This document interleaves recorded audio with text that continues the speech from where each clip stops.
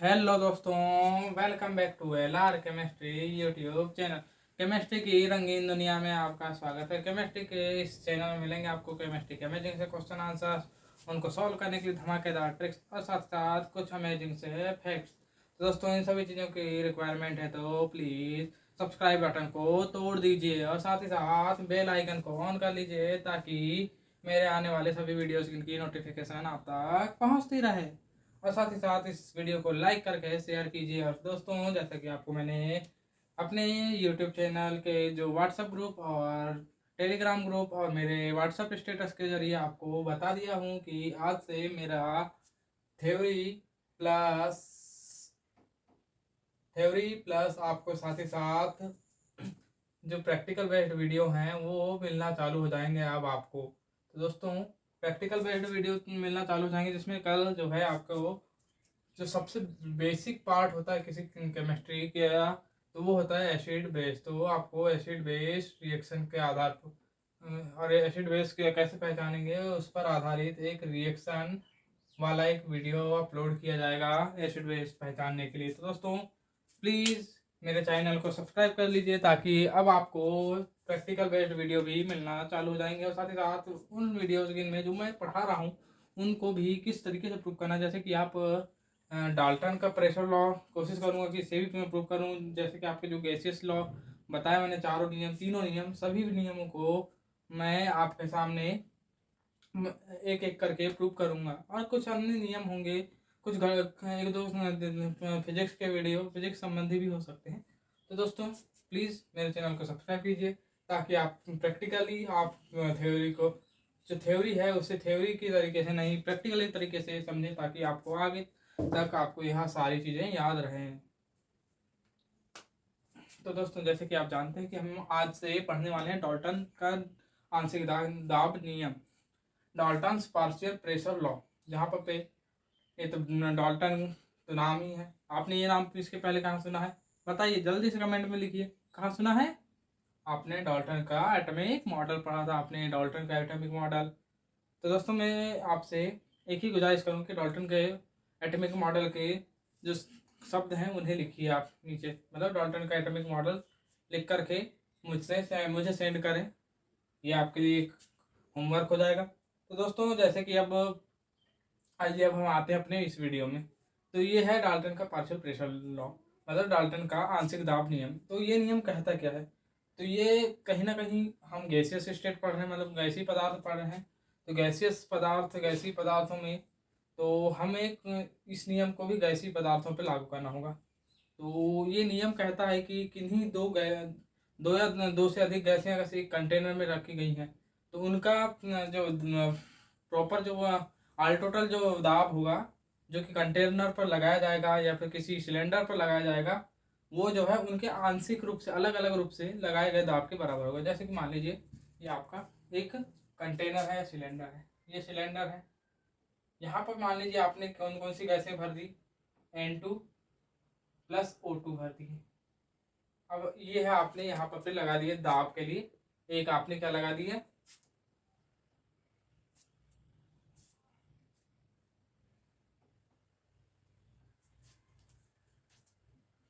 TU या फिर कुछ भी आपने मान लीजिए कि जिससे कि गैस जो है बाहर ना जाए, एक ऐसा पात्र बना दिया इसे। तो इसका जो दाब होगा, ये ऑल टोटल दाब है P2, PT लिख दिए, PT, जिसे ऑल टोटल दाब कह रहे हैं, टोटल दाब है ये। तो ये दाब जो है किसके बराबर होगा? देखिए, तो आप जब भी नापेंगे, आप अभी तो आपको यहाँ सिर्फ चित्र बना करके बता रहा हूँ। तो यहाँ पर आप देखेंगे कैसे, तो यहाँ पर मान लीजिए N2 रख दिया आपने और उसके बाद अलग से दूसरा कंटेनर लेकर के तीसरा कंटेनर जिसमें आपने O2 रख दिया, यहाँ O2 है तो इसका अलग से दाब ये है, इसे मान लीजिए PN और इसे मान लीजिए PO। तो क्या होगा आप देखेंगे क्या, आप अगर से मान लो प्रैक्टिकली रूप से इसे कर रहे हैं, मान लीजिए प्रैक्टिकल कर रहे हैं मान लीजिए आप, तो देखेंगे क्या कि जो इनका जो दाब है, जो आपका PN प्लस PO, ये जो है इसका जो टोटल वो होगा वो PT के बराबर होगा। यही कहता है ये आंशिक दाब नियम। अर्थात मैंने कहा, क्या कहा कि किसी किसी सिलेंडर अथवा कंटेनर में रखी गई सभी गैसों का ये दाब का योग उन गैसों के आंशिक दाब के योग के बराबर होता है। देखिए, मान लीजिए आपने नाइट्रोजन और ऑक्सीजन को रखा हुआ था, तो उनका जो टोटल प्रेशर होगा वो Pn प्लस PO के बराबर होगा। मतलब जहाँ Pn आंशिक दाब है किसका, नाइट्रोजन का, और जबकि ऑक्सीजन का आंशिक दाब है PO, तो वो जो है PT के बराबर हो जाएगा। ये देख लीजिए, गणितीय रूप से आपने भी सिद्ध कर लिया है, और बस इतना ही है यह नियम। तो दोस्तों, आइए अब हम बात करते हैं गैसों के अणुगतिक सिद्धांत की। अगली बात करेंगे हम गैसों के अणुगतिक सिद्धांत की, क्योंकि हमारा अगला टॉपिक ही है गैसों का अणुगतिक सिद्धांत। वैसे आपको नॉर्मली बता दिया जाए कि अभी तक जितने भी नियम बताए गए हैं उनके सभी के तो न्यूमेरिकल आ जाते हैं, लेकिन इसके न्यूमेरिकल नॉर्मली आते नहीं है आपके एग्जाम्स वगैरह में, तो इस वजह से इसके न्यूमेरिकल कराए नहीं जाते हैं। यदि मुझे कहीं दिखाई देते हैं इसके न्यूमेरिकल, तो आपको ज़रूर से ज़रूर आपको इन्फॉर्म किया जाएगा, और किस तरीके से वहाँ न्यूमेरिकल हल होगा ये भी बता दिया जाएगा। तो दोस्तों, जैसे कि आपने देखा, बहुत ही आसानी से समझा दिया गया यहाँ पर डाल्टन का नियम। अब हम बात करेंगे गैसों के अणुगतिक सिद्धांत की, काय की गैसों के अणुगतिक सिद्धांत की, गैसों के अणुगतिक सिद्धांत की। तो दोस्तों, जैसे कि आप देखेंगे कि अब हम पढ़ेंगे गैसों का अणुगतिक सिद्धांत। तो दोस्तों, जैसे कि आप जानते हैं कि अभी तक हमने जो है क्या क्या पढ़ लिया है गैसों के, बाकी नियम पढ़ लिए हैं गैसों का, अवोगाद्रो का नियम, जो चार्ल्स का नियम हुआ, या फिर आपके जो डाल्टन का नियम हो गया, जितने भी गैसों के संबंधी नियम है सभी चीज़ों को हमने पढ़ लिया था। तो वहाँ पर हम जो है प्रेशर, वॉल्यूम, टेम्परेचर, इनको अलग अलग, उसके बाद किन्हीं दो को साथ में, और उसके बाद हमने तीनों को साथ में पढ़ा था। तो यहाँ से हमें आदर्श गैस समीकरण तक मिल गया था। उसके बाद फिर डाल्टन का नियम पढ़े हमने, तो इसके यहाँ तक आपने इन चीज़ों का ही यूज़ किया। लेकिन अब यहाँ पर आपको द्रव्यमान, जो अदर प्रॉपर्टीज होंगी, या फिर जो अणु, सॉरी यहाँ पर अणु कह रहा हूँ, फिर जो आपकी जो गति होगी, गैसों में गति होती है, आपको तो पता है गैसों में, तो गति इत्यादि तथ्यों पर आधारित हो गए ये यहाँ पर अणुगतिक सिद्धांत। तो यहाँ पर ना केवल इन चीज़ों पर, इनके अलावा अन्य गुणों पर भी बात होगी, किसके, गैसों के अन्य गुणों पर। साथ ही साथ अभी तक आपने परमाणु स्तर पर पढ़ा है, आपने अभी तक एटॉमिक लेवल पर पढ़ा है सारी चीज़ों को। अब पढ़ेंगे आप मॉलिक्यूल लेवल पर, मॉलिक्यूल लेवल पर, क्योंकि आप नाम में पढ़ रहे हैं कि अणु अणु पढ़ रहे हैं नाम, तो कहीं ना कहीं आपको मॉलिक्यूल लेवल पर पढ़ना होगा। तो मेरा मानना है, पर्सनली मैं मानता हूँ कि परमाणु स्तर पर किसी चीज़ को केमिस्ट्री में पढ़ना थोड़ा टफ पड़ सकता है, क्योंकि वो बहुत ज़्यादा छोटी होती है, जबकि उसकी तुलना में मॉलिक्यूल बहुत बड़ा होता है। तो दोस्तों, मॉलिक्यूल बड़ा होता है तो आपको उन चीज़ों को पढ़ने में थोड़ी आसानी जाएगी। तो इसी तथ्य के आधार पर मैं आपको आसानी से कुछ कुछ शब्दों को आसान तरीके से पढ़ाने की कोशिश करूंगा, अणुगतिक सिद्धांत। तो दोस्तों, जैसे कि यहाँ पर पहली चीज़ तो शब्द में ही यहाँ दिख रहा है आपको अणु। तो यहाँ पर आप कह सकते हैं कि गैस छोटे छोटे कणों से मिलकर बना होता है। सबसे पहला नियम यही है कि गैस छोटे छोटे कणों से मिलकर बना होता है, जिसे कहते हैं हम अणु। सबसे पहला नियम यही है, गैस जो है छोटे छोटे कणों से मिलकर के बना होता है, जिसे कहते हैं हम अणु। सबसे पहला पॉइंट यही है। तो एक एक शब्द ही आप सभी जो नियम है उनमें से एक एक शब्दों को ध्यान रखेंगे तो बिल्कुल आपको याद सारे नियम हो जाएंगे। इस अणुगतिक सिद्धांत के सारे नियम आपको आसानी से याद हो जाएंगे, जो कि 10-11 पॉइंट्स हैं, 10-11 नियम हैं। उसके बाद दूसरा नियम ये कहता है कि आपके गैस के, हाँ, जो कि दूसरा नियम ये है कि गैस के जो अणुओं का जो वॉल्यूम है, गैस के किसी एक अणु का वॉल्यूम उसके टोटल वॉल्यूम के तुलना में नगण्य होता है, उसके टोटल वॉल्यूम की तुलना में नगण्य होता है। अब इसे किस प्रकार समझेंगे आप? तो मान लीजिए कि आपका जो एक कमरा है, कमरे को आप एक गैस का कंटेनर मान सकते हैं। गैस का कंटेनर माने आप, अगर मान लीजिए कि, तो उसे आप कंटेनर माने और इमेजिन कीजिए कि आपका यहाँ पर कोई अणु है। तो आप बताइए कि इतनी सी जगह में जहाँ पर मैंने गोला मारा, तो यहाँ पर आपको इमेजिन करना है आपको अणु को। तो इमेजिन कर रहे हैं तो आपको लगेगा कि यार कितना बड़ा कमरा है, और उसकी तुलना में ये कोई तथ्य रहे चाहे ना रहे, ये अणु कोई मतलब नहीं होगा। उसी प्रकार से कोई चीज़ का हाँ होना ना होना का सिर्फ फर्क ना पड़े, तो उसे कहते हैं हम नगण्य। इसी वजह से हम कह सकते हैं गैस का अणु का जो आयतन होता है वो नगण्य होता है। उसी प्रकार अब हम कह सकते हैं, अभी तक हमने किसके नगण्य होने की बात कर ली, आयतन की। अब हम बात करेंगे द्रव्यमान। टोटल जो गैस का टोटल द्रव्यमान, गैस का टोटल द्रव्यमान की तुलना में जो गैस के किसी एक अणु का द्रव्यमान नगण्य होता है। इसे भी आप ध्यान रख सकते हैं। ये दूसरा, ये तीसरा, ये तीनों पॉइंट आपके आसानी से आपको समझ में आ गया होगा। अगर से आपको आयतन का समझ में आ गया होगा, उसी प्रकार आप द्रव्यमान को भी बिल्कुल समझ सकते हैं। तो ये रही आपकी बात।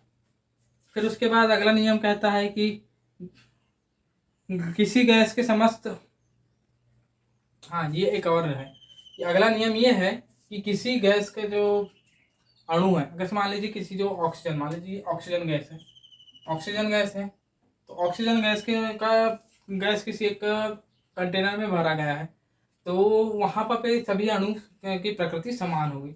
ऑक्सीजन गैस है मान लीजिए इस कमरे में, तो उसकी प्रकृति बिल्कुल सेम होगी। जबकि अगर मान लीजिए नाइट्रोजन है, तो वो नाइट्रोजन की सेम होगी। लेकिन अगर मान लीजिए ऑक्सीजन और नाइट्रोजन को आपने अगर से कर लिया, तो दोनों अगर से एक दूसरे से अभिक्रिया ना करें, तो उनकी प्रकृति आप अलग अलग उन्हें बिल्कुल डिफरेंट डिस्टिंग्विश कर सकते हैं। यही कहता है आपका अगला सिद्धांत, सॉरी अगला नियम, कि अगर से मान लीजिए समान गैस के अणु की प्रकृति समान होती, समान गैसों के अणु की प्रकृति समान होती, जबकि भिन्न गैसों के अणुओं की प्रकृति भिन्न भिन्न होती है। ये हो गए आपके 5 नियम। फिर उसके बाद 6वें नियम में जो अणुओं की गति जो है, अणु की गति हमेशा प्रत्यास्थ होती है। अणु की गति प्रत्यास्थ, अणु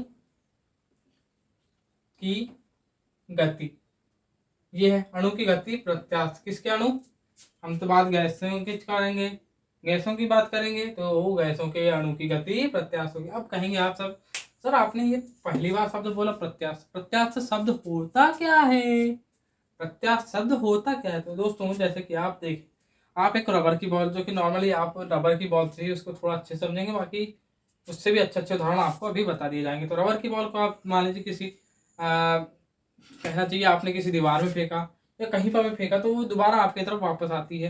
या फिर रबर को आपने मान लीजिए, रबर की बॉल ना लिए, अगर से मान लीजिए आपने रबर का एक जो आप नॉर्मली जो देखते हैं, नोटों को बांधने के लिए जो रबर आती है, या फिर बालों को बांधने के लिए लड़कियां जो यूज़ करती हैं, लड़कियों की यूज़ करने वाली रबर, तो उसे आप थोड़ा खींचेंगे, ज़्यादा नहीं खींचें, थोड़ा ही खींचें, तो वह अपने अवस्था में वापस आने की कोशिश करते हैं, बिल्कुल अपनी अवस्था में वापस आ जाते हैं। तो अणुओं का यही गुण जो है प्रत्यास्थ कहलाता है, रबर का यह गुण प्रत्यास्थ कहलाता है। तो यही बात है। तो आइए प्रत्यास्थ, तो वैसे ही जो आपके अणु है वो आपस में टकराएंगे, तो उनकी जो टकराने के बाद जो है उनका अपने जो पुनः अपनी स्थिति में वापस आने की कोशिश करेंगे और बार बार उतनी ही ऊर्जा से टकराएंगे। तो प्रत्यास्थ होने पर क्या होता है कि प्रत्यास्थ कोई चीज़ है तो वो अपनी अवस्था में वापस आने की कोशिश करती है, मतलब कि उसकी जो ऊर्जा होती है और उसका जो संवेग होता है, संवेग मतलब किसी चीज़ से टकराने के बाद जो उनका वेग हो, उसे कहते हैं संवेग। टकराने के बाद का वेग कहलाता है संवेग। नॉर्मली भाषा में यही कह सकते हैं आप, बाकी इसे आप फिजिक्स में ज़्यादा अच्छे से समझेंगे। तो आइए, तो हम बात कर रहे थे क्योंकि जो उनका संवेग है, तो संवेग जो है टकराने के पूर्व और टकराने के बाद बराबर होता है, उनकी जो ऊर्जा है वह भी समान होती है, वही कहलाते हैं आपके प्रत्यास्थ। तो जब वो आपस में टकराएंगे या फिर किसी दीवार से टकराते हैं, तो उनकी जो गति है वो समान बनी रहती है, क्योंकि उनकी ऊर्जा समान रहती है और उनका संवेग समान होता है। ये हो गया आपका अणु का प्रत्यास्थता होने का गुण। उसके बाद अगला गुण कहलाता है कि अगला गुण है कि आदर्श गैस के अणु ये तो खैर अब भी बता दिया है, गैसीय अणु उच्च नियत वेग से सभी संभव दिशाओं में, अच्छा ये अगला नियम ये है कि आपके जो कहना चाहिए, यदि आपका कोई अणु इस दिशा में जिस वेग से जा रहा है, इस दिशा में जिस वेग से जा रहा है, उसी वेग से इस दिशा में भी जा सकता है, सभी दिशाओं में समान वेग से जा सकता है। मतलब कि आप इस दिशा में जाएगा तो उसी वेग से इस दिशा में भी जाएगा, इस दिशा में भी, सारी जितनी संभव दिशा आप सोच सकते हैं सभी दिशाओं में समान वेग से जाता है। तो अगला नियम है क्या, सभी दिशाओं में समान वेग, यही आपका हो गया कौन सा नियम, वैसे 7वां 8वां नियम होगा, लेकिन यहाँ पर लिखने में 5वां नियम दिख रहा है आपको। उसके बाद अगला नियम है कि गैस के अणु, अगला नियम ये तो खैर द्रव्यमान वाला तो मैंने बता दिया है। उसके बाद आपके जो जो सबसे मुख्य नियम है, सबसे मुख्य नियम अब आता है कि जो आपका अगला नियम यह कहता है कि जो गैसों का जो गैसों के द्वारा जो लगाया गया दाब होता है, किसी दीवार पर लगाया गया दाब जो है हमेशा समान बना रहता है, और साथ ही साथ जो उनकी जो समान बना रहेगा एकदम। मान लीजिए उसने इस दीवार पर जितना लगाया प्रेशर, वो इधर जाएगी तो इधर भी उतने प्रेशर लगाएगी, उस दीवार पे जाएगी तो भी उतने प्रेशर लगाएगी। यही कहता है आपका अगला नियम, मतलब सभी सभी दीवारों पर समान दाब, सभी दीवारों पर समान दाब, सभी दीवारों पर समान दाब, ये है आपका कौन सा नियम। वैसे तो जो अब आप अपने हिसाब से देख लीजिए कि कौन सा नियम है, तो ये नियम हो जाएगा आपका अगला नियम। उसके बाद अगला नियम कि जो अणुओं की गति होती है वो होती है कुछ इस तरीके से। मान लीजिए पहले कोई अणु यहाँ से इधर जाएगा, ऐसा नहीं कि वापस ऐसा भी आ सकता है, ऐसा भी, मतलब उनकी गति जो है अनिश्चित होती है। कोई उनकी जो गति है, गति की दिशा, सॉरी गति नहीं कहना चाहिए, गति की दिशा अनिश्चित होती है, और इस गति को हम कहते हैं जिगजैग गति। इस गति को कौन सी गति कहते हैं, ये गति हो जाएगी आपकी जिगजैग गति, ये हो जाएगी आपकी जिगजैग गति। तो गति सभी दिशाओं में होती है। इससे दूसरे रूप में आप क्या कह सकते हैं कि गति की कोई अणुओं के गैसों के अणुओं की कोई निश्चित दिशा नहीं होती है, गैसों के अणुओं की गति की कोई निश्चित दिशा नहीं होती है। उसके बाद अगला नियम कहता है कि जो इनके जो अभी तक तो आपको नॉर्मली ही समझ में आएगा, लेकिन जो आदर्श नियम जो कहेगा वो अब यहाँ पे, तो अभी तक आपने क्या एक जो पढ़ा यहाँ पे ये नियम, इस नियम पर आधारित आपका अगला नियम है कि जो आप बताइए कोई भी चीज़ किसी चीज़ का द्रव्यमान होता है, आप फिजिक्स में पढ़ेंगे गुरुत्वाकर्षण तभी लगेगा जबकि किसी चीज़ का द्रव्यमान होता है। तो यहाँ पर माना जाता है कि गैस के टोटल जो गैस होगी वहाँ पर तो जो है गुरुत्व का प्रभाव देखने को मिलेगा, लेकिन किसी एक अणु पर, पर्टिकुलर किसी एक अणु पर गुरुत्व का प्रभाव नहीं लगता है। गैस के किसी एक अणु पर कोई गुरुत्व का प्रभाव नहीं होता है। अगला नियम जिसे हम कह सकते हैं गुरुत्व का प्रभाव नगण्य, गुरुत्व का प्रभाव नगण्य, मतलब अब इसे अब किस तरीके से समझेंगे, समझने के लिए आपको बता देता हूँ। मान लीजिए कि कहेगा कि मान लीजिए कोई एक अणु यहाँ पर है, तो गुरुत्व के प्रभाव के कारण वो से नीचे आना चाहिए, लेकिन वो कहेगा कि वो वहीं का वहीं बना रह जाएगा, ये बात है। उसके बाद अगला नियम अब इसी पर आधारित, इसी के जैसा लगभग सेम, कि जो गैसों के अणुओं के मध्य जो आकर्षण बल होता है, गैसों के अणुओं के मध्य आकर्षण बल, यह भी नगण्य होता है। अब इसको किस प्रकार समझेंगे, आकर्षण बल नगण्य, इसका क्या प्रभाव पड़ेगा आप देखेंगे, तो इसका प्रभाव ये पड़ेगा कि ये दोनों दो गैस के कोई दो अणु आपस में एक दूसरे को आकर्षित नहीं करेंगे, यह कह रहा है गैस के कोई दो अणु एक दूसरे को आपस में आकर्षित नहीं करेंगे। तो यही कहता है आपका गैसों का अणुगतिक सिद्धांत। तो ये सभी नियम हैं आपको, जिसके लिए आपको मैंने मिटा दिया भर में आपको दिखा दिया जाएगा कि क्या क्या नियम है। तो देख सकते हैं आप, आपके बोर्ड के सामने एक फोटो आ रही है जिसमें आप गैसों के अणुगतिक सिद्धांत के सभी नियमों को आसानी से पढ़ सकते हैं, या फिर आप लिखना चाहें तो पॉज करके लिख सकते हैं दोस्तों। तो उम्मीद करता हूँ दोस्तों कि आपने अणुगतिक सिद्धांत के सभी नियमों को लिख चुके होंगे एक सिस्टमेटिक ढंग से। मैंने तो बताया, एक फ्रिक्वेंटली तरीके से बताया था, उन्हें समझाते हुए बताया था, लेकिन जो उनको लिखने का तरीका है वह भी आपको बता दिया गया। अब इस पर आधारित आपको एक डेरिवेशन भी करवाया गया है, जिससे कि एक फार्मूला आया है, और उसी फार्मूले पर आधारित कुछ क्वेश्चन आपको न्यूमेरिकल क्वेश्चन आते हैं आपके, जो हर परीक्षा कॉम्पिटेटिव एग्जाम्स जहाँ पर केमिस्ट्री पूछी जाती है, जो कि मैं हमेशा बोलते रहता हूँ, कॉम्पिटेटिव एग्जाम्स के नाम से आप बहुत ही जल्दी इन चीज़ों को ध्यान रखेंगे, क्योंकि नॉर्मली इंसान जो है 12th के 11th-12th पास आउट करने को देखता है। 11th-12th पास आउट करने के लिए तो डेरिवेशन में ही आपका काम खत्म हो जाएगा, आपको ज़्यादा दिमाग नहीं लगाना पड़ेगा, सिर्फ थोड़ा सा आपको अगर सही जोड़ना, घटाना, गुणा, भाग आता है। और यहाँ पर मैं ये कहूँगा कि जो फिजिक्स और केमिस्ट्री, फिजिक्स केमिस्ट्री में तो इन दो संक्रियाओं की तो जरूरत भी नहीं पड़ती, मतलब गुणा और भाग आता है आपको, तो आप आसानी से 11th-12th पास कर सकते हैं। तो आइए हम बात कर रहे हैं कि इसका जो डेरिवेशन है, तो डेरिवेशन में जो सबसे पहले इसके लिए एक थ्योरी तैयार की गई है। थ्योरी में का अनुगतिक सिद्धांत के समीकरण की व्याख्या की गई है, जो कि होता क्या है, इसका समीकरण जो होता है वो ये है। समीकरण आप याद रखिए, पीवी बराबर 2/3 के टी, ये होता है इसका समीकरण, ये होता है समीकरण। तो यहाँ पर जो 3/2 के टी, तो यहाँ पर ये जो है आपका बोल्ट्जमैन कांस्टेंट होता है, ये होता है क्या, बोल्ट्जमैन कांस्टेंट। ये तो आप समझ ही गए होंगे कि यह है टेम्परेचर, और यहाँ पर पे आपको यह वॉल्यूम, और यहाँ पर पे ये हो गया आपका प्रेशर। तो कहीं ना कहीं आपको ये समीकरण किसके जैसे दिख रहा है, आदर्श गैस समीकरण। तो उससे भी हम इसकी तुलना करेंगे और इससे भी कुछ तथ्य निकालने की कोशिश करेंगे। उससे पहले जो इसका डेरिवेशन किस प्रकार, इस नियम को या फिर इस समीकरण को किस प्रकार डिराइव किया जाएगा, व्युत्पन्न किया जाएगा, इसके बारे में आप जानकारी लेते हैं। तो जैसे कि आप एक मान लीजिए बॉक्स, आपने कोई एक बॉक्स ले लिया, इस तरीके से कोई एक बॉक्स, मैं अब यहाँ पर आपको बॉक्स बना करके बता दूं कि आपने कुछ इस तरीके से एक बॉक्स ले लिया है,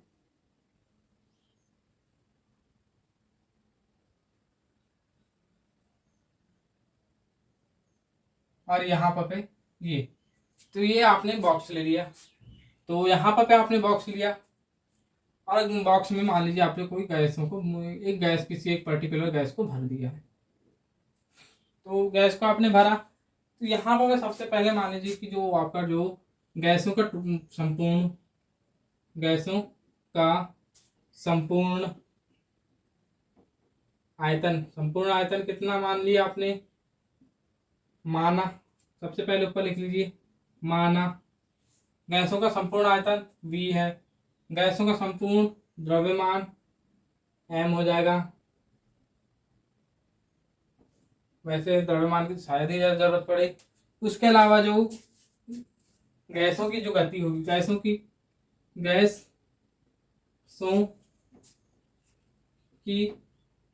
गति या फिर गैसों का वेग, गति नहीं कहते हम इसे, विज्ञान की भाषा में हम कहते हैं गैसों का वेग। गैसों का वेग कितना माना है हमने, V। इसे हम स्मॉल v से और कैपिटल V में, जो कि ये है आपका कैपिटल V, इन दोनों को डिस्टिंग्विश करने के लिए हम जो स्मॉल v है उसमें इस तरीके का लपेटा मार देंगे। लपेटा मार दीजिए ना बाबा, आ जाइए। तो लपेटा मारेंगे तो यहाँ पे इसके साथ ही साथ आप एक चीज और मान सकते हैं कि जो गैसों के अणुओं की संख्या, गैसों की अणुओं की संख्या कितनी मान ली आपने, n, इतना मान लिए। इसके अलावा क्या क्या माना गया है, जी हाँ, अब आपने ये जो घन लिया, घन की भुजा तो आपने मानी ही नहीं बाबा। यदि आपने किसी घर को बनाया लेकिन घर की ऊंचाई ही नहीं बताई तो क्या मतलब।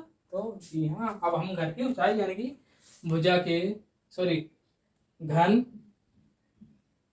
की भुजा कितनी मान ली हमने, L, सेंटीमीटर, जो भी मानना चाहें आप वो मान सकते हैं, L इकाई है, ये है मान लिया आपने। उसके अलावा कुछ मानने को बचा है, हाँ, साथ ही साथ ये तो आपका जो गैसों का वेग था ये हो गया। साथ ही साथ अब यहाँ पर एक और चीज होती है, वर्ग माध्य मूल वेग। इसे भी आपको आगे चल करके इस टॉपिक के बाद बिल्कुल मैं वर्ग माध्य मूल वेग, प्रायिकतम वेग, इन सभी चीजों के बारे में जानकारी दे दूंगा। इसे यू मान लिया गया है, और कुछ मानने को कुछ बकाया है जी नहीं। यहाँ पर जो चीजें मानी गई हैं वो सभी चीजें आपको बता दी गई है। उसके साथ ही साथ आपको यहाँ पर बताया गया है कि चूंकि जो गैस जो है कहाँ पर गति कर रही है, गैस जो है त्रिविम में गति कर रही है, त्रिविम में गति कर रही है। घन जो है आप खुद समझ सकते हैं, घन एक प्रकार से जो डब्बा होता है वो त्रिविमीय आकृति होती है, तो त्रिविम में गति कर रही है, मतलब यहाँ सभी संभव दिशाओं में गति कर सकती है।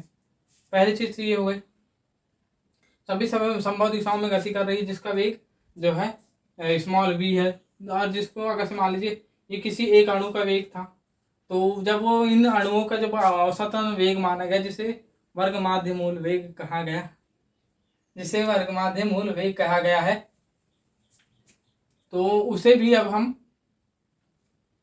वर्ग माध्य मूल वेग को हमने मान चुका है यहाँ पे v।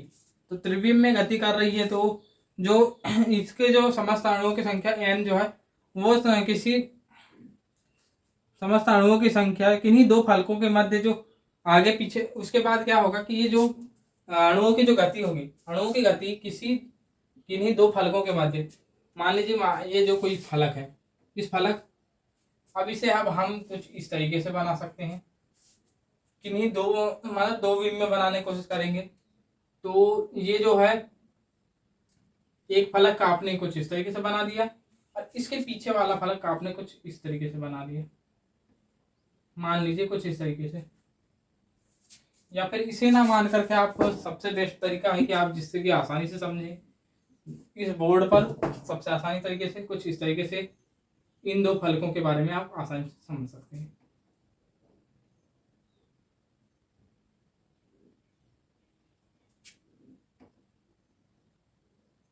ये मान लीजिए कोई ये दो फलक हैं, जो कि ये वाले और ये वाले फलक, तो ये दोनों फलकों के मध्य मान लीजिए एल दूरी, ये कितनी दूरी मान ली है हमने, एल दूरी। तो जब ये दोनों फलकों के मध्य एल दूरी है, तो किसी जो गैस है, मान लीजिए यहाँ पर गैस का कोई एक अणु है, तो उसे गैस के गैस के जो इस छोर में जाने में जितना, इस छोर में जाएगा, फिर इस छोर में जाएगा, इस छोर से यहाँ जाएगा, फिर वापस आएगा, फिर यहाँ जाएगा, फिर यहाँ पर इतना किसी एक दिशा में जाने के लिए किसी एक अणु को किन्हीं दो फलकों के मध्य कितनी दूरी तय करनी पड़ेगी, 2l दूरी। किन्हीं दो फलकों के मध्य कितनी दूरी तय करनी पड़ेगी उसे, 2l दूरी। 2l दूरी तय करेगा, तो इस समय क्या होगा कि इसके समय जो इनके मध्य जो टक्कर होगी, तो यहाँ पर जब ये दीवारों से टकराएगा, यहाँ पर दीवारों से टकराएगा, तो वो टक्कर कैसी हो जाएगी आपकी, वो टक्कर प्रत्यास्थ होगी, जो कि मैंने आपको अनुगतिक सिद्धांत में बता दिया है, जो है वो टक्कर हो जाएगी प्रत्यास्थ। तो टक्कर प्रत्यास्थ होने के कारण जो है एक प्रत्यास्थता का एक नियम, आप जो कि प्रत्यास्थता का नियम होता है, जिसे आप जिंदगी भर के लिए याद रखिए, जब भी प्रत्यास्थ टक्कर होगी, तो जो जो टकराने के पूर्व का संवेग होगा, वो टकराने के बाद के संवेग के बराबर होगा। टकराने के पूर्व का संवेग बराबर टकराने के बाद का संवेग, ये होता है आपके प्रत्यास्थ गति के लिए एक आवश्यक शर्त है ये। तो यहाँ पर अगला लिख सकते हैं आप यहीं पर पे, इसे तो मैंने आपको सिर्फ और सिर्फ समझाने के लिए बनाया हुआ था। तो नियम में कहा गया है संवेग में परिवर्तन, संवेग में परिवर्तन। अब संवेग में परिवर्तन कैसे, अब इसे कैसे क्या कैसे समझेंगे, तो मान लीजिए आपने वही, आप मान लीजिए कि ये दो फलक ले लिए, आपने दो फलक लिए, तो यहाँ से जाने में से, फिर उसके बाद यहाँ एल दूरी v वेग से जा रहा है, v वेग से जा रहा है, उसका द्रव्यमान m है, इतना तो आपको बिल्कुल पता ही चल गया है, आपने मान चुका इतना। तो इस समय क्या होगा कि इनके जो एक तरफ जाने पर पे इनका जो संवेग है वो संवेग हो जाएगा mv, और दूसरी तरफ जाएंगे तो सामने माइनस का चिन्ह आ जाएगा। ये तो मैंने अभी बता दिया है आपको। तो संवेग में परिवर्तन निकालेंगे अब आप, तो किसी भी चीज को परिवर्तन निकालने के लिए आपको क्या करना पड़ता है बताइए, किसी चीज में परिवर्तन निकालने के लिए क्या करना पड़ता है,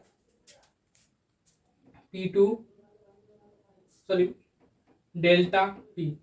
संवेग में परिवर्तन या फिर किसी भी चीज में परिवर्तन को दर्शाने के लिए आप डेल्टा का यूज करते हैं। और मान लीजिए आपको, मान लीजिए जैसे समय में परिवर्तन निकालना है कि अभी कितना समय में परिवर्तन हुआ है, या फिर किसी की ऊंचाई में परिवर्तन निकालना है, तो मान लीजिए किसी की हाइट पहले 5, मान लीजिए हाइट ना लेकर के मैं आपको समय, मान आपने किसी को मान लीजिए 2006 में देखा था, और उसके बाद आपने कब देख लिए 2009 में देखा, अब आप बताइए आपने कितने साल में देखा इसे।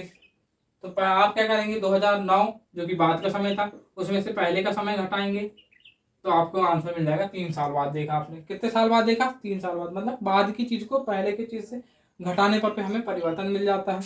वैसे ही अब हम यहाँ पर पे डेल्टा पी का मान ज्ञात करेंगे जो कि होगा P2 माइनस P1। अब P2 कितना है, अभी अभी आपको बता दिया। P2 जो है माइनस एम यू है, एम वी है, एम वी। और जो आपका जो दूसरा वाला है वह भी एम वी है।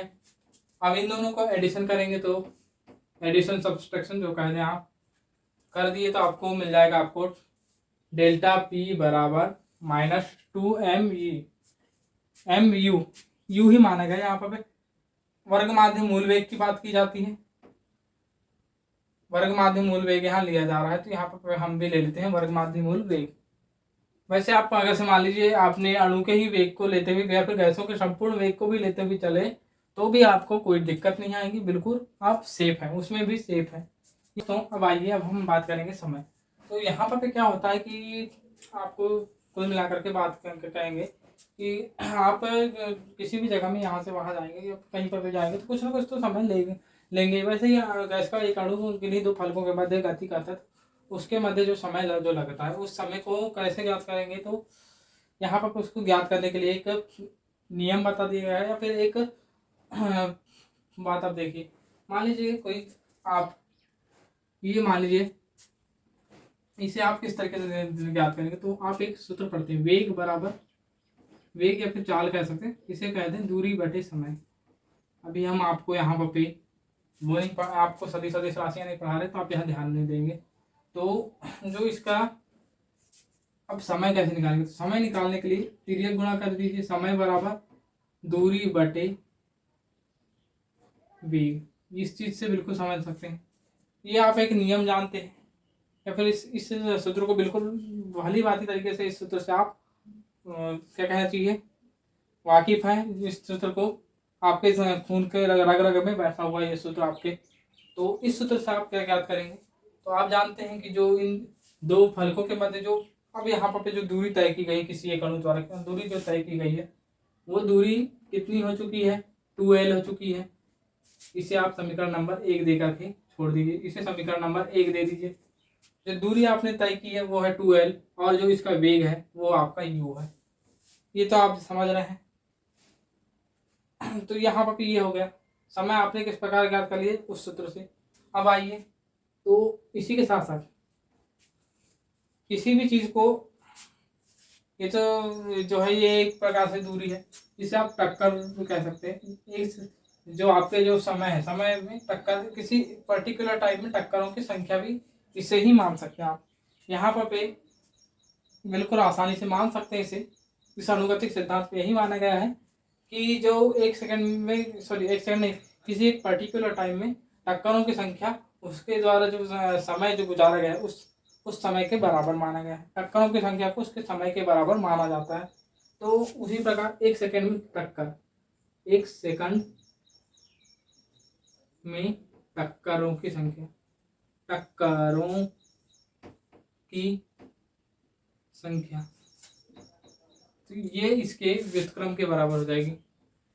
ये इसके व्युत्क्रम के बराबर हो जाएगी जो कि होता है कितना, टक्करों की संख्या हो जाएगी u/2L।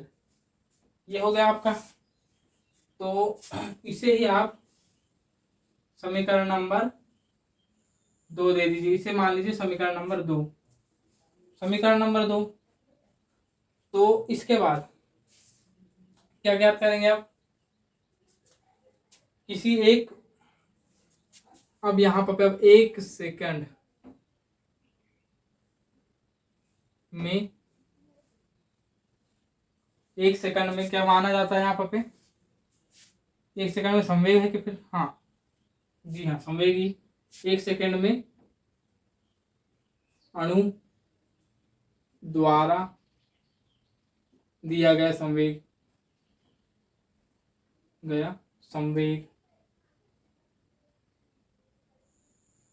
कितना होता है, एक सेकंड में अणु द्वारा दिया गया संवेग। तो ये होगा हमेशा किसके बराबर, संवेग परिवर्तन इनटू एक सेकेंड में टक्कर, एक सेकंड में टक्कर, जिसे अब आप मान सकते हैं क्या, यहाँ पे जो इसका मान आया था वो आया था 2mu और इसका मान आ गया है आपको आपके लिए कितना u/2l। इसे हल करेंगे आप तो -mu²/l ये आ चुका है आपका, आसानी से बिल्कुल आ गया है आपका ये आंसर आ गया। तो जिससे कि आप मान लीजिए समीकरण नंबर 3, इसे समीकरण नंबर 3 माना आपने। अभी तक आप कितनी दिशाओं की बात कर रहे थे, अभी तक आप बात कर रहे थे कितने, अभी तक जो है आप त्रिविम में बात कर रहे थे, त्रिविम में बात कर रहे थे तो अभी तक जो है आप एक ही विमा में बात कर रहे थे। तो जब त्रिविम की बात करेंगे तो इनका जो संवेग है, संवेग जो है आपस में बढ़ जाएगा, आपस में बटेगा तो ये जो है 1/3 हो जाएगा त्रिविम में। अब त्रिविम में संवेग बराबर जो आपका 1 सेकंड में संवेग बटे 3, ये हो जाएगा आपके लिए बटे 3। तब समीकरण 3 से आप क्या लिखेंगे, समीकरण 3 से अब आप लिख सकते हैं आसानी से, क्या लिख सकते हैं आप समीकरण 3 से -mu²/3 ये लिख सकते हैं आप आसानी से, बिल्कुल आसानी से लिख सकते हैं आप ये सब। तो यहाँ से आपने ये निकाला। उसके बाद आपको एक चीज़ और बता दिया जाए कि जो यहीं पर भी माना गया है क्या कि जो किसी भी अणु में जो बल लगेगा, किसी भी अणु द्वारा लगाया गया बल, यहीं पर अगली बात लिख सकते हैं आप कि किसी अणु द्वारा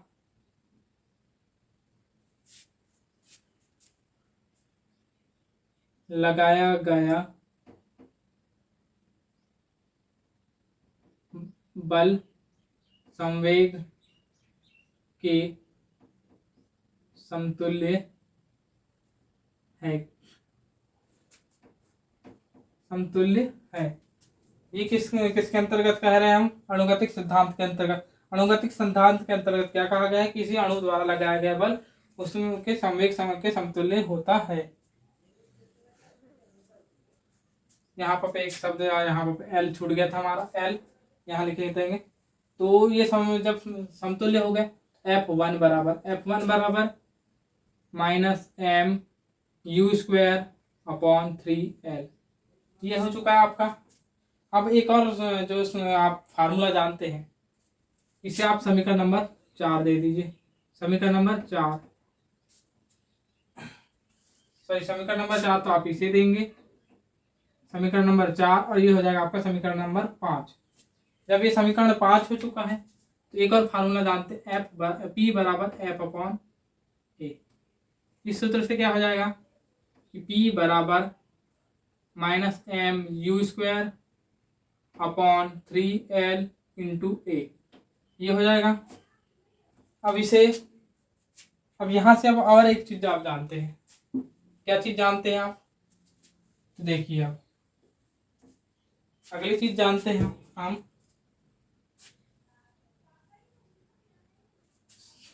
अगली चीज जानते हैं किसी गैस का आयतन, उसके किसी गैस का ना कहते हुए हम किसी घन का आयतन, उसकी एक भुजा के तथा उसके एक फलक के जो भुजा की लंबाई तथा एक फलक के क्षेत्रफल के गुणनफल के बराबर होता है। तो इसे आप समीकरण नंबर 6 दे देंगे। तब समीकरण 5 से क्या हो जाएगा, P बराबर -mu²/3v हो जाएगा। इसे लिख सकते हैं PV बराबर 1/3 -1/3 mu²। तो यही है आपका गैसों के अणुगतिक सिद्धांत के लिए, आप आसानी गैसों का अणुगतिक सिद्धांत के लिए एक समीकरण है, ये गैसों के अणुगतिक सिद्धांत के लिए समीकरण तो जहाँ पर आपका पहली स्लाइड ये है, दूसरी स्लाइड ये है, और तीसरी स्लाइड ये हो जाएगी, और थर्ड और ये हो जाएगी फोर्थ स्लाइड। स्लाइड भी बता दिया, जिसे आप फोर्थ स्लाइड यहाँ पर लिख देता हूँ। छठवां समीकरण है फोर्थ स्लाइड, और यहाँ पर भी ये आपका सातवां समीकरण, जो कि आपका रिक्वायर्ड समीकरण था, यही था। तो अब यहाँ पर साथ ही साथ यहाँ पर बोला गया है जो इसकी सैद्धांतिक व्याख्या है, सैद्धांतिक व्याख्या, या फिर आपको जो अब यहाँ पर इस समीकरण को कैसे लाएंगे, इस समीकरण को लाने के लिए कैसे कैसे आप लाने की कोशिश करेंगे। तो इसके साथ साथ और एक चीज़ है यहाँ पर, और एक बात आती है। अभी तक तो आपने कितनी मोलों की संख्या के लिए बात की है आपने। मैं तो यहाँ पर एक चीज भूल ही गया था कि आपने अभी तक एक ही मोल की बात की है। अभी तक बात कितने मोलों की संख्या के लिए था। उपरोक्त समीकरण गैस के एक अणु के लिए था, के लिए है। अब संपूर्ण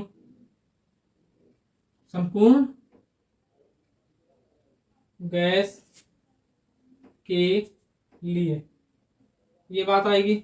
अब संपूर्ण गैस के लिए क्या, संपूर्ण गैस के लिए हम क्या जानते हैं, संपूर्ण गैस के लिए PV बराबर 1/3 mu²। ये तो आप जानते हैं, और माइनस का चिन्ह तो माइनस का जो साइन है वो आएगा ही आएगा। लेकिन संपूर्ण गैस, अणुओं की संख्या कितनी संपूर्ण गैस में, अणुओं की संख्या है n, अणुओं की संख्या n। तो यही आपका संपूर्ण गैस के लिए अणुगतिक सिद्धांत का समीकरण है, जिसे आप समीकरण नंबर 8 से डिनोट करेंगे। तो यहाँ पर आपका अणुगतिक सिद्धांत समझ में आपके संपूर्ण हो जाता है।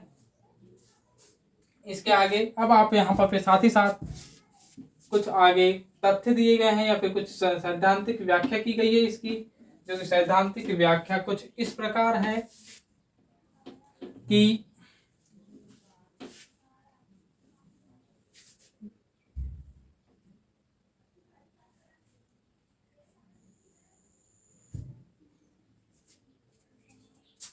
ये होगा समीकरण सैद्धांतिक व्याख्या। तो अब यहाँ पर आपने जो है इसकी जो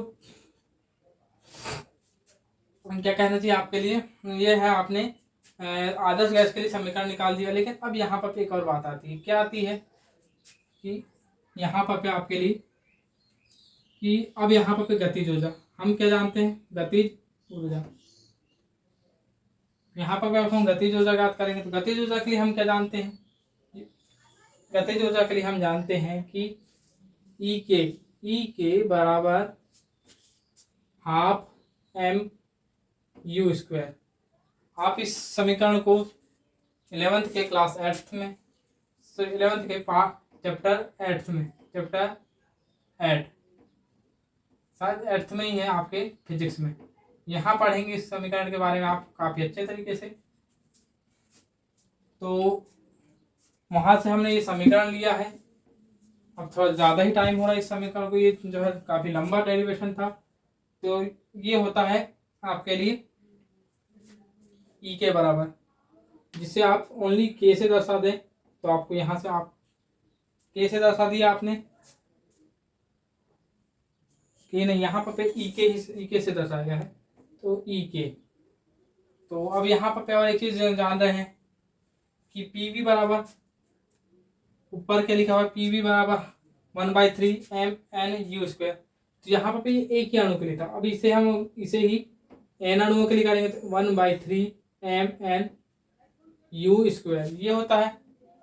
अब इसे अगर मान लीजिए आपने क्या बदलना चाहें तो बदलेंगे आप। अगर मान लीजिए इस समीकरण में, आप मान लीजिए इस समीकरण में बदलना चाह रहे हैं, कैसे बदलेंगे, किसी भी चीज़ को मान लीजिए आपको 1/3 को आपको 3/5 में बदलना है, तो ऐसा बदलना है, साथ ही साथ कि इसका मान ना बदले। तो आप किस तरीके से बदलेंगे, तो 5 का ऊपर भी गुणा कर देंगे और 5 का नीचे भी गुणा कर देंगे।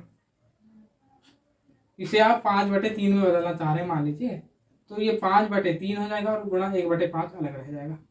इसका मतलब भी तो वही हुआ। कट पिट करके ये बराबर होकर के 1/3 ही आ जाएगा। कुछ इस तरीके से हो जाएगा। तो इसे लाने के लिए आप क्या करेंगे, तो देखिए इसके बाद आप करेंगे क्या, ई के बराबर हाफ इंटू आपको लाना क्या है